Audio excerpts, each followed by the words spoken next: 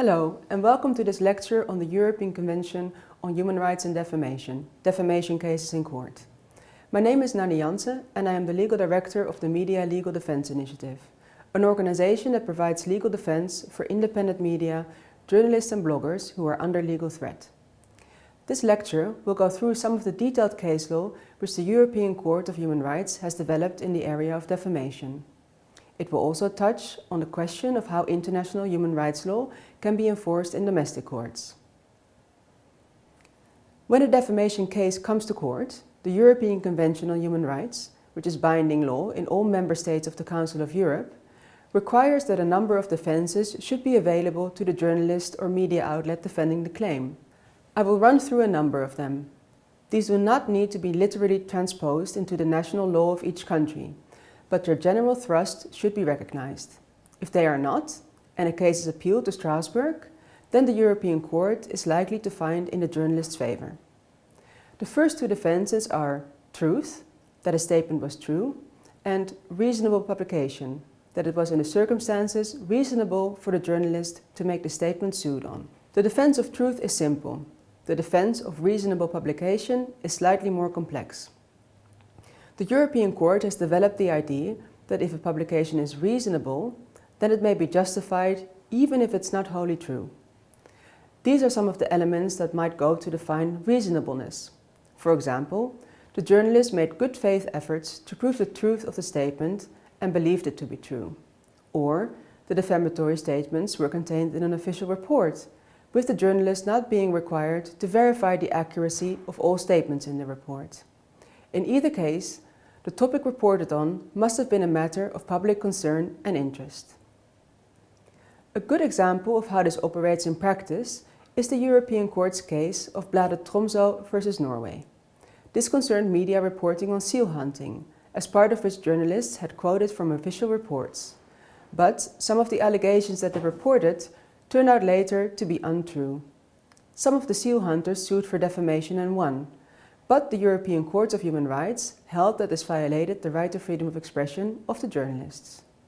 The court took account of the overall background against which the statements in question had been made, notably the controversy that seal hunting represented at the time in Norway and a genuine public interest in these matters. The court also underlined that the manner of reporting in question should not be considered just by reference to the disputed articles, but in the wider context of the newspaper's coverage of the seal hunting issue. According to the court, the impugned articles were part of an ongoing debate of evident concern to the local, national and international public, in which the views of a wide selection of interested actors were reported. While the court accepted that some allegations in the newspaper's articles were serious, there were several countervailing factors. Overall, the court held that the criticism was not an attack against all the crew members or any specific crew member. The court also emphasized that the press should normally be entitled, when contributing to public debate on matters of legitimate concern, to rely on the contents of official reports without having to undertake its independent research to establish the veracity of allegations and findings in these reports. Otherwise, the vital public watchdog role of the press might be undermined. Together with the case of Torgersen versus Iceland, this case created wide latitude for the media to report on issues of public importance. Other defenses that should be available include a defense of opinion. The truth of an opinion cannot be proven, whereas the truth of a factual allegation can.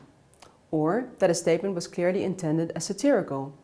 An example of the latter is provided by the case of Nikowitz versus Austria. This concerned an article in an Austrian newspaper which mused in satirical manner on the national angst surrounding their national ski champion, Hermann Maier, who had broken his leg in a traffic accident. The sole exception, according to this article, was his friend and rival Stefan Eberharter, whose reaction was reported to be, "Great, now I'll win something at last. Hopefully the rotten dog will slip on his crutches and break his other leg too." There followed a series of increasingly incredible developments. First, alone in the whole of Austria, Eberharter did not realize the report was satirical and a joke. Second, he went to a lawyer who did not tell him to go home and get a life. Third, the lawyer took the case to court, where Eberharter won a defamation action against a newspaper. And fourth, the Vienna Court of Appeals upheld this conviction. The judgment in the European Court was one of its shorter ones. Its conclusion can be summarized as, "It's a joke." The article, as was already evident from its headings and the caption next to Mr. Meyer's photograph, was written in an ironic and satirical style and meant as a humorous commentary. Nevertheless, it sought to make a critical contribution to an issue of general interest, namely society's attitude towards a sports star. The court was not convinced by the reasoning of the domestic courts and the government that the average reader would be unable to grasp the text's satirical character and, in particular, the humorous element in the impugned passage about what Mr. Eberharter could have said but did not actually say.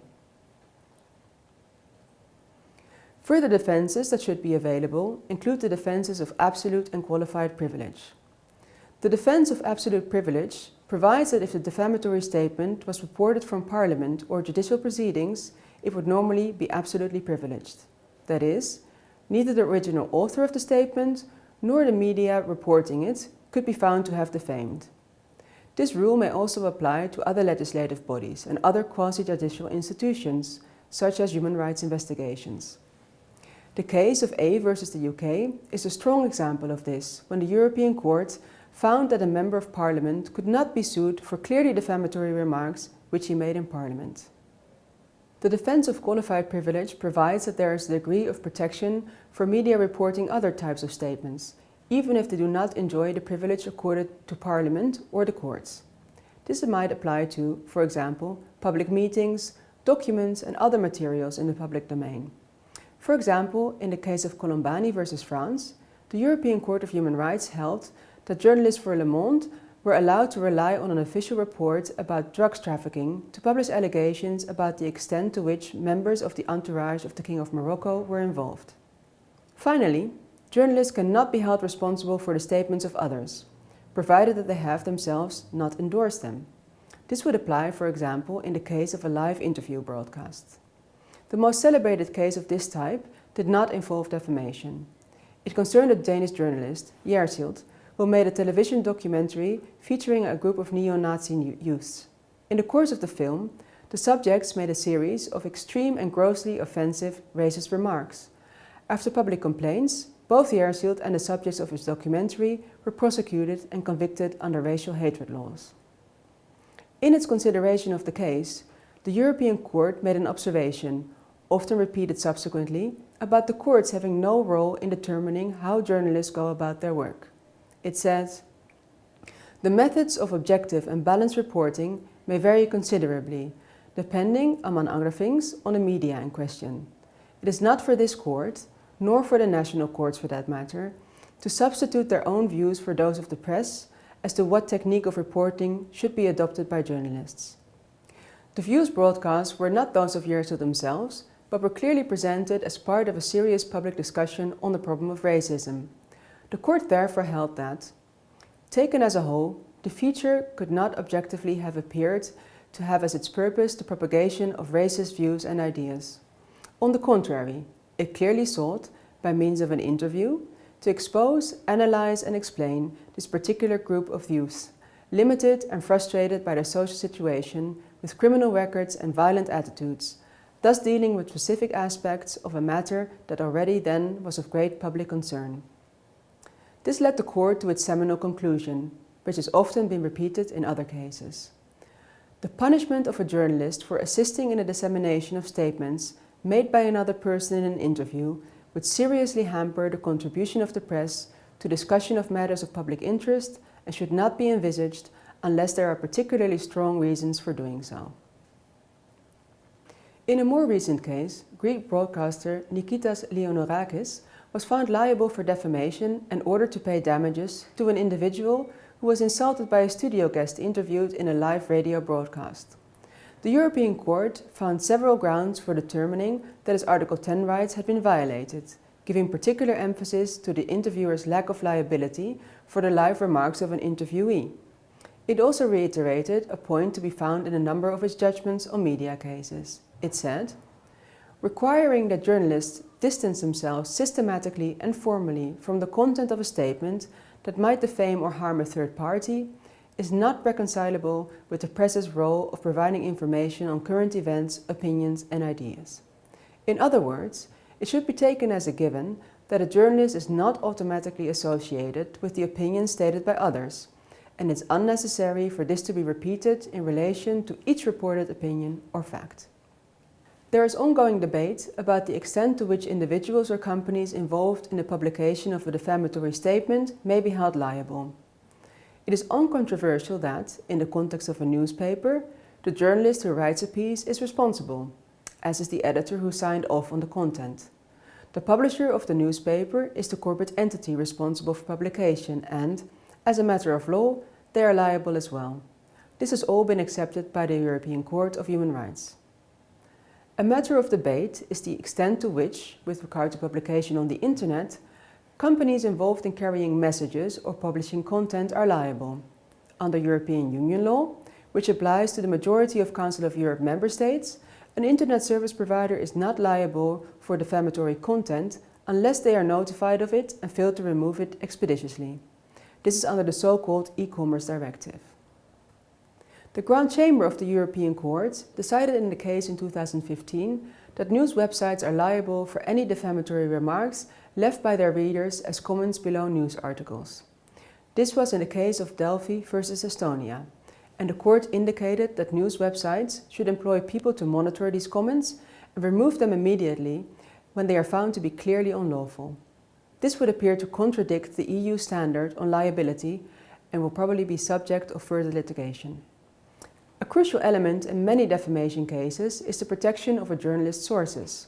Some cases are taken with the sole aim of discovering a journalist's source for a story, often a whistleblower. But journalists strongly resist attempts that they should reveal who their sources are. This is a matter of professional ethics, but equally an issue of journalistic pragmatism. Once a journalist reveals his or her confidential source for one story, their reputation will be tarnished and other potential sources may not want to talk to them. The European Court of Human Rights has held that the protection of a journalist's sources is essential to the right to freedom of expression.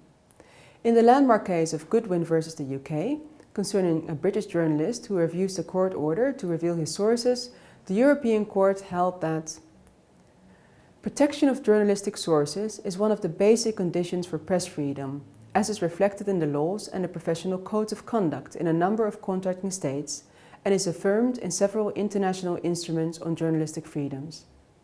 Without such protection, sources may be deterred from assisting the press in informing the public on matters of public interest.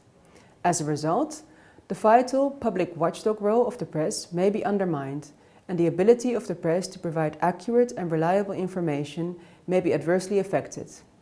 Having regard to the importance of the protection of journalistic sources for press freedom in a democratic society, and the potentially chilling effect an order of source disclosure has on the exercise of that freedom, such a measure cannot be compatible with Article 10 of the Convention unless it is justified by an overriding requirement in the public interest.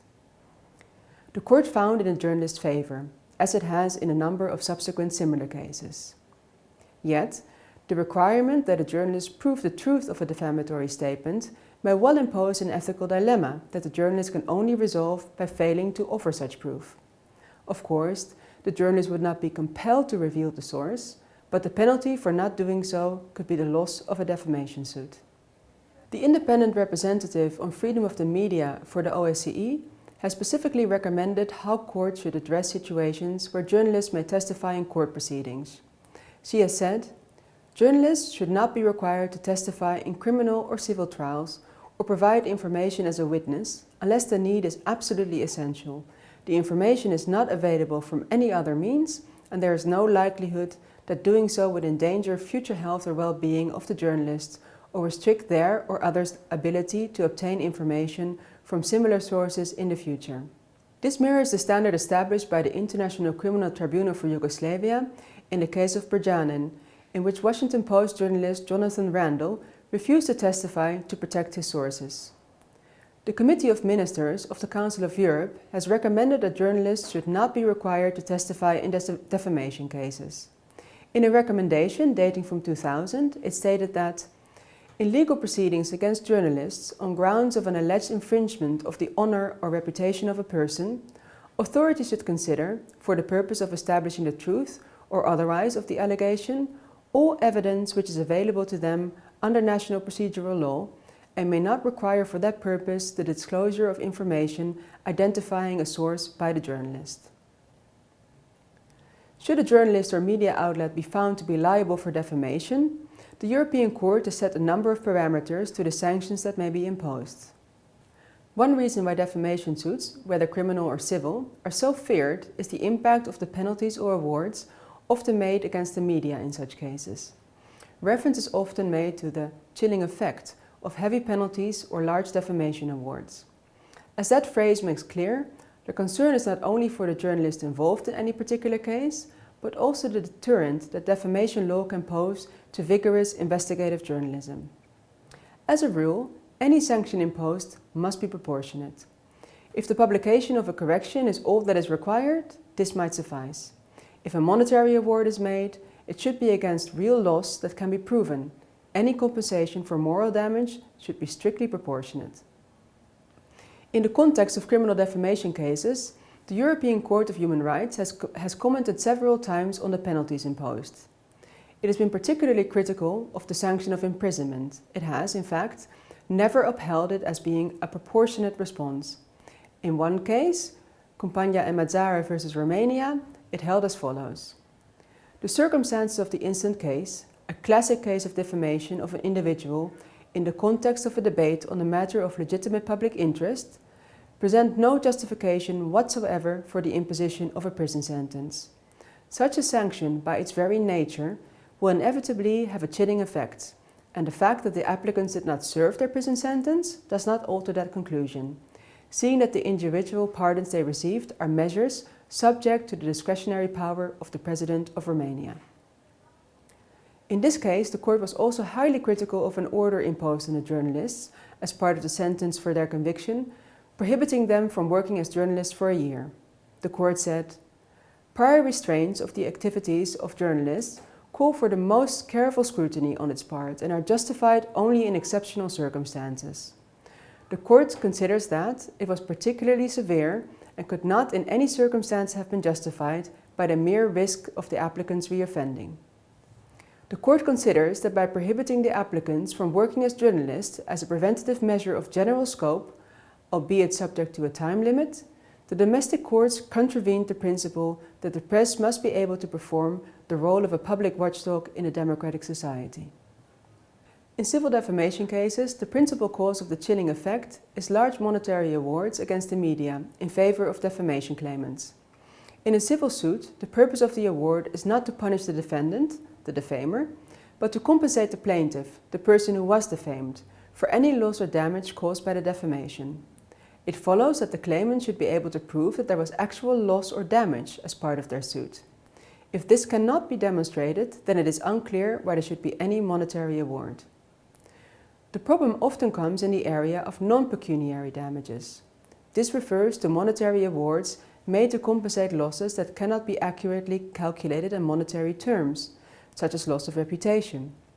Courts should take into account not only the damage to reputation, but also the potential impact of a large monetary award on the defendant, and also more broadly on freedom of expression and the media in society.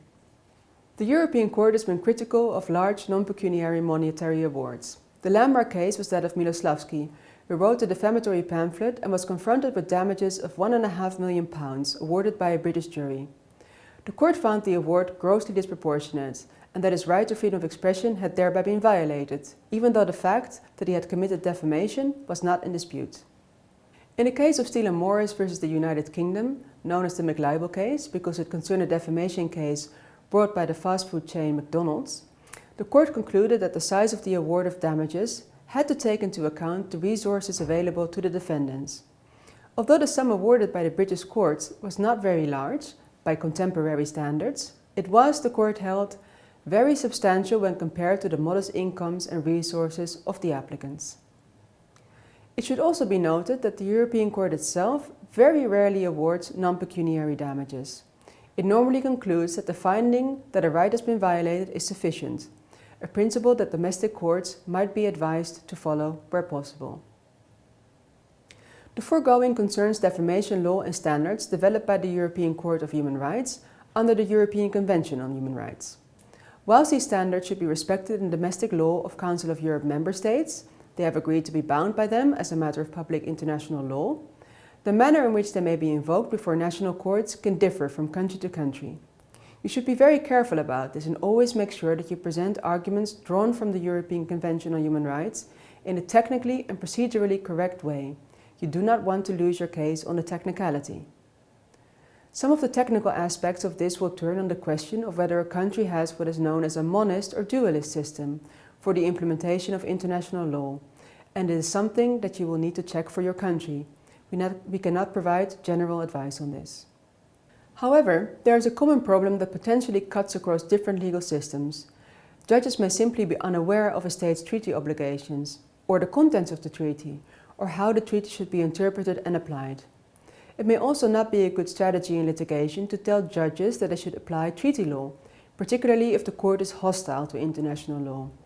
A better approach in many instances would be to invoke international law, including the European Convention on Human Rights, as an authoritative means of interpreting national law.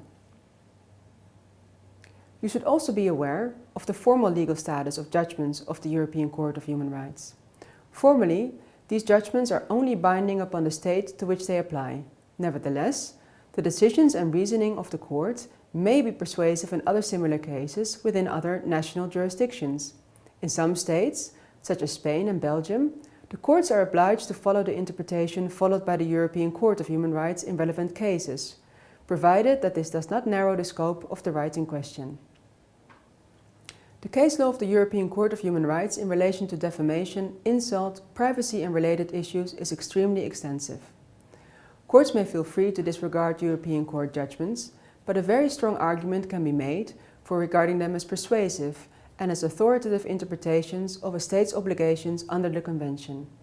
If a court chooses to ignore them, 9 times out of 10, this leads to a later finding of a violation by the European Court of Human Rights. Now, what about case law from other jurisdictions?